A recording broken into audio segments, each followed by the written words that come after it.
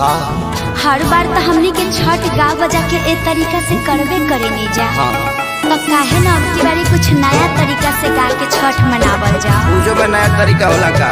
हाँ जी कुछ गाई ना। पहले तो ही शुरू कर। हाँ तो सुने।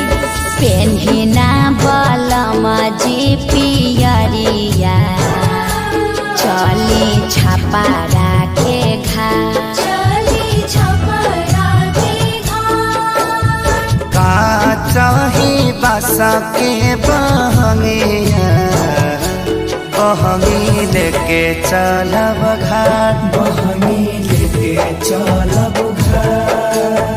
काजी पुरान के नियन गावे लगनी तनी डीजे में गाई। डीजे में कैसे तू ही शुरू कर।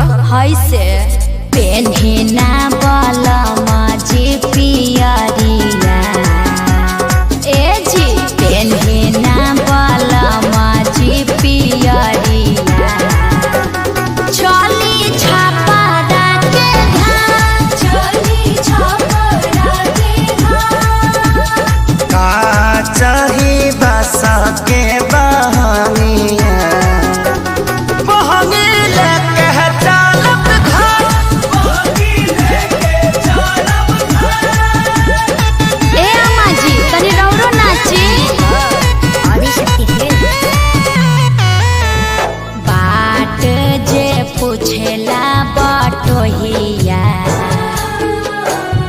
बाट जे पूछेला बटोहिया ई दल के करा के जा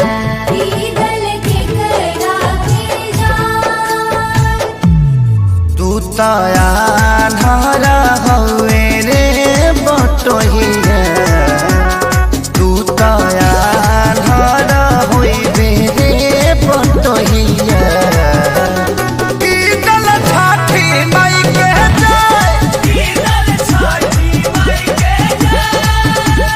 का चाही बासा के बहंगिया तब बहंग ही ना चहका ना जाए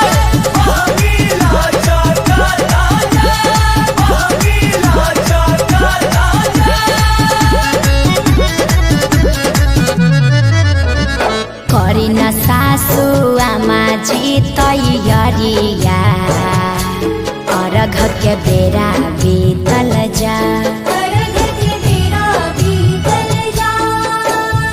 पेन्ही नारी सबके पापा पियरिया दौरा घाटे पहुँचा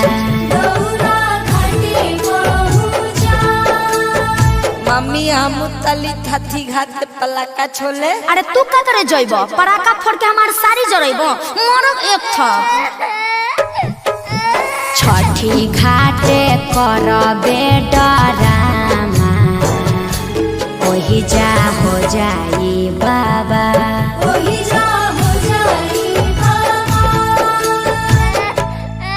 यार पापा से बोल मम्मी मारने की धमकी दे रही है पापा। साफा आतंकवादी हो का काहे लइकवा के डरोले बड़वा? अरे ना जी बबुआ पर चटक न जन चलाई है दिहल हा छठी माई के